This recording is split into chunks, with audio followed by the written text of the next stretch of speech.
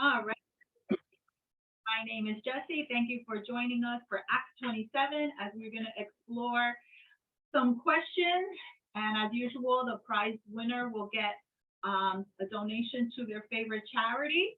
And then we'll, at the end, do some more thinking questions. But at the beginning, we're just going to make sure that you actually did your studying for today.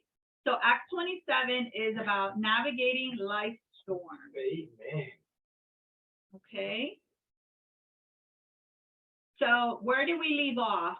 There's a lot of things that have happened in all of Acts, but most recently, if you remember, Paul was tried in court, and it was a back and forth with false charges and all that. So finally, he pleads to go to Rome to be able to be seen in that court. And so here we take over where he's getting on a boat to leave. All right, and my first question, we'll start in here. We're gonna go in order, Brandon, if you know the rules here. So Hannah, oh, there's 2 questions that's a bonus point because it's very hard. 2 points if you answer without the multiple choice, and remember, multiple choice, you get 1 point. So there's an element of luck. Please do not get upset. Hannah, who is Julius? Wasn't he like the emperor? He is not the emperor. Jonathan, do you want a choice or you want to know? You want to see? This guy sabotage. So your 4 choices. See. C, a centurion in the imperial is 1 point for Jonathan, and Brandon's very upset because he knew this from the beginning, but like I said, it's lucky. Yeah. Someone did say that. How did Julius treat Paul. Paul? Yes. It's my turn? Yes. He treated him so nicely. He even let him see his friends. Yeah. Very good. 2 points for Brandon. Yeah. The answer is he Kindly, was kind. yeah. Yes. You ready, Eddie? Yeah. What holiday is mentioned? Oh, I know. Shush. Even multiple choice. Multiple choice. Oh, yes. Shush. I got it. Anybody who says they're automatically disqualified. I think D. Day of Atonement is correct. Yeah, fine. Saved by the hair, his chin. Nina, you ready? While in Fair Havens, what did the centurion decide? There was a discussion. What did he decide to do? To kill them. Nope, it was not to kill anybody. Do you know Ralph? Multiple choice. Multiple choice for Ralph. To continue to Phoenix, to continue to Rome, to stay there through the winter, or to dump all their cargo. To continue to Rome. It is incorrect. Oh. Your turn. Unmute, please. Oh my God. Who's? Deanna's turn. Oh, A. A is correct. Oh, what? Okay. Phoenix. Very good. So Deanna gets 1. Ready, Abel? You ready, Abel? Okay, so here we have a map of Crete. So you see the red dot is Fair Havens, and you see Phoenix is over here. That's where they wanted to go. But as we know, something happened on the way, right? Okay, Abel, what kind of hurricane force wind swept down from the island? It was a certain name. The Northeastern. Yes, Abel got that one for 2 points. All right. Miguel, quita el, Oh, this should be good. abre el micrófono, Miguel. Dime cuando esté listo. Papi, no se haga. Quítalo. Okay, ahora. Oh, la difícil. Extra point. What was the first saving action performed when the storm hit? ¿Qué fue lo primero que hicieron ellos tratando de salvar el barco? La primera acción que ellos hicieron. Cortaron el ancla y se dejaron llevar por el viento. He said that they cut the anchor and let them, sounds really good. I think he said they dropped the anchor, like dropped. The anchor, unfortunately. Does Edling know? Take off the mute. Or George. Edwin, do you want multiple choice? La primera cosa, papi, que hicieron fue. It doesn't, doesn't matter. All right, I'll give you multiple choices. Multiple choice. Did they hoist the lifeboard aboard? Did they pass ropes under the boat? Did they lower the sea anchor, which somebody already said, hint, hint, or did they throw the cargo overboard? They,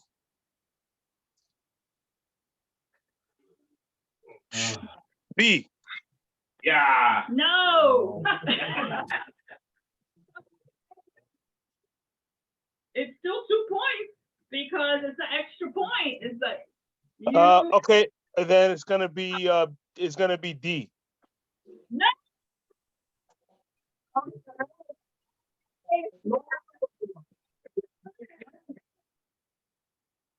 Oh, yeah. Forget about it. They throw the rope around. That was after. Read it No, carefully. what? Read it carefully. They bring the lifeboat, then they wrap it on. Jonathan, how did Paul know that they would not die? He had a vision. Woo! He had a vision. Yeah, you can forbid that, yeah. An angel of God told him. Very good. Brandon, you ready? Yeah. Is it 14? Why Oh. did the sailors try to flee the lifeboat? On the lifeboat, sorry. Why did the sailors try to flee on the lifeboat? Because they were in the middle of a hurricane? Is that what you're asking? Be more specific.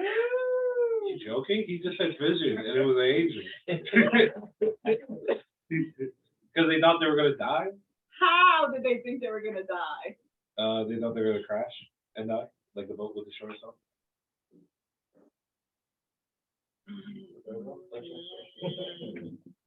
Give me multiple choice, let me think that one.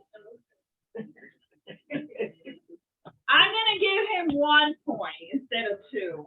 Just because they needed to be a little more specific. They were afraid the main boy would smash into rocks. Okay, how's that different than smash into land? Yeah. Land and rocks is not the same. The line, If they would have gone to the beach. I see. All right, so Brandon gets 1 point. Eddie, you ready? How did the soldiers prevent the sailors from fleeing? section. The, multiple choice, multiple choice. Multiple choice? Instant. You know, the course. I just want to make sure I have enough questions for everybody.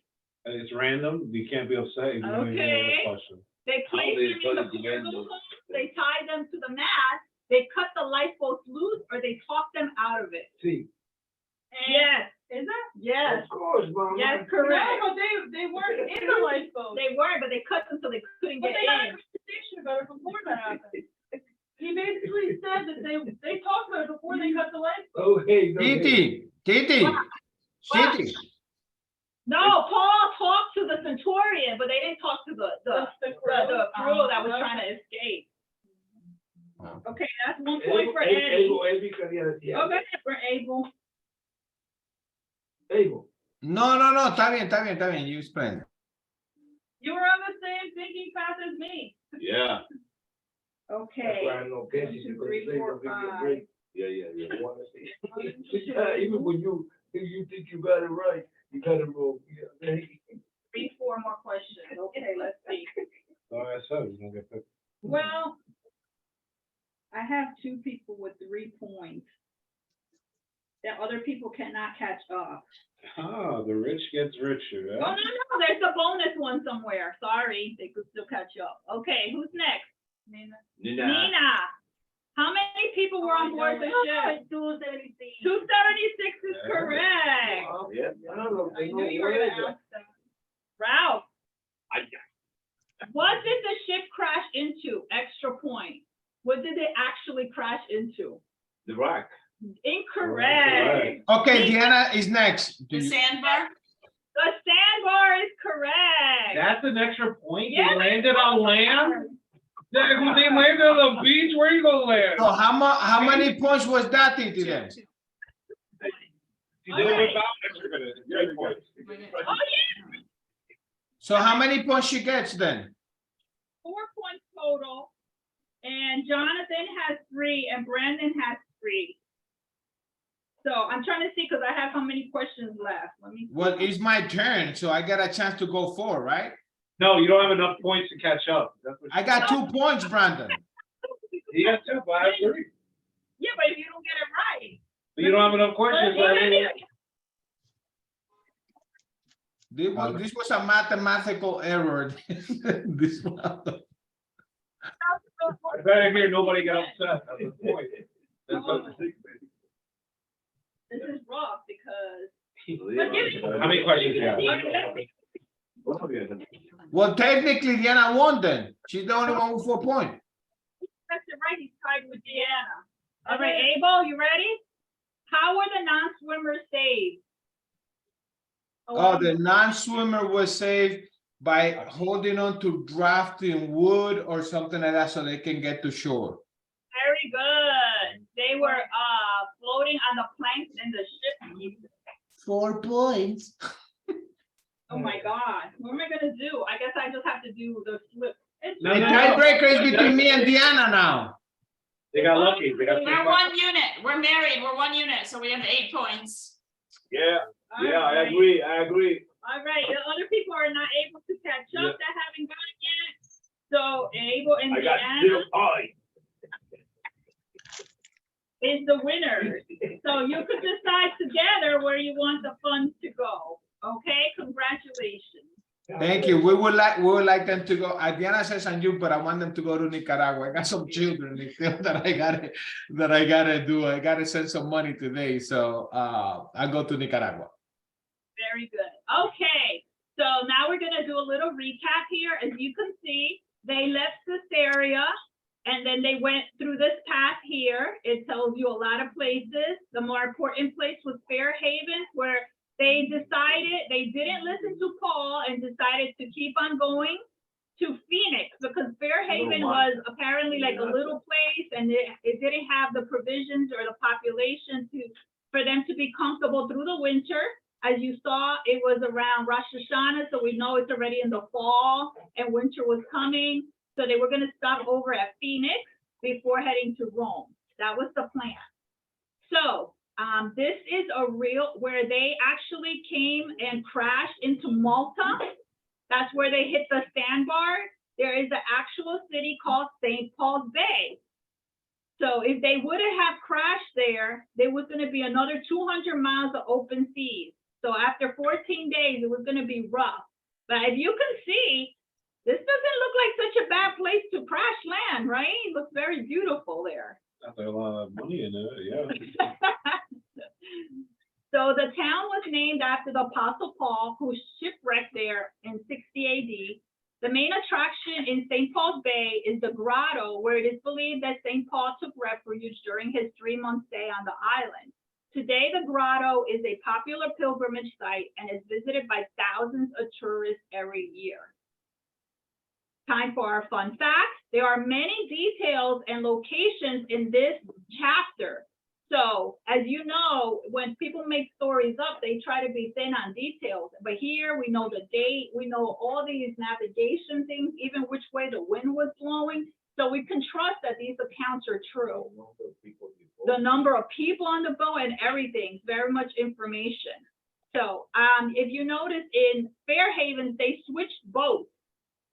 Because the second one they were on was sturdier and bigger, and it was a grain ship, so they had plenty to eat if they needed to. So that was one thing that also saved them. The little boat might have had more trouble.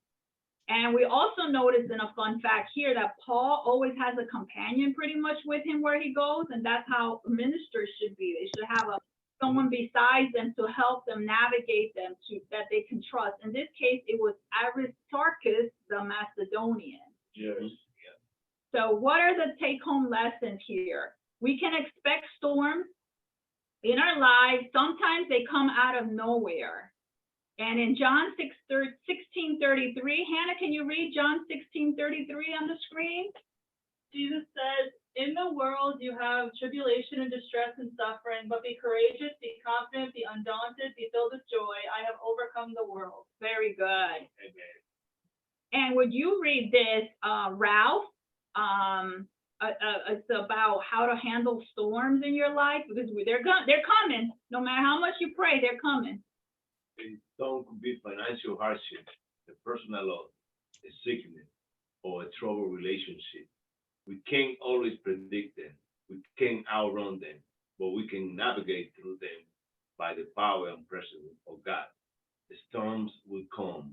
We can draw closer to God through them and emerge stronger and bolder in our faith. Amen. So, and this story, we saw that the storm came and then despair started taking hold. It says that they were 14 days without sun. I know that when I don't see sun for 3 days, I get kind of cranky myself. Can you imagine just being on a boat rocking this whole time, not knowing? I mean, it's unbelievable. They even stopped eating. Do you think Frankie exists back then? They Or scared for your life. Yep. So how do you counter despair? Well, Paul rises up to encourage. He shares his vision with them. He tells them they're going to be okay. He asks them to eat. We all know that food is comforting and fueling. And he tells them that everything will be all right. Brandon, can you say, what does it say in Corinthians, 2 Corinthians 11:25 that Paul said? Paul said, 3 times I was beaten with rods. Once I was stoned. 3 times I was shipwrecked. Once I spent a whole night a day adrift at sea. So he was shipwrecked 3 times. This was just one occasion. I thought that was pretty incredible. So in our lives, how do we have to push back from despair? You want to connect with others. Okay, this is interesting because I don't know if you guys have tried the new Chat GPT. Have you heard about the new Chat GPT?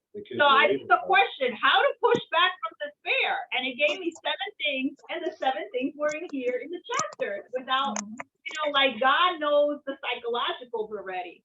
So in the Chat GPT, it said connect with others, and Paul did that. It said to practice self-care. He made sure that they ate. Engage in activities you enjoy. Again, eating is fun. Reframe your thoughts. He shared the angel visit so they could stop being hopeless. It says to seek professional help. And he told them, hey, you should have listened to me before when I told you not to go. So you better believe that I'm an expert. And I'm telling you now, we're going to be saved. Be mindful. He thought to calm their fears and to speak spiritual guidance. Of course, Paul never stopped seeking God. So lessons learned. I'm not going to read the details of each one, but this chapter is actually a wonderful chapter as a backbone to someone new in the faith. It gives you the highlights of what we're supposed to be doing and encouragement. Trust in God's protection, right? We want to obey God's commands. They should have listened to Paul. They want to persevere. It's not easy being out there 14 days, whatever your challenge is. And trust in divine providence. Believe that God will help you through. So these are like main pillars of our faith. This is a nice chapter, like I said, for a beginner to learn and get some lessons from. And so now you're past the storm, right? You did your countering. All right. So what do you actually want the storm to do? You want the storm to reposition you.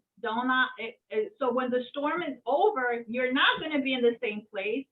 Storms move ships. A ship cannot remain stationary through a storm, and neither you and I.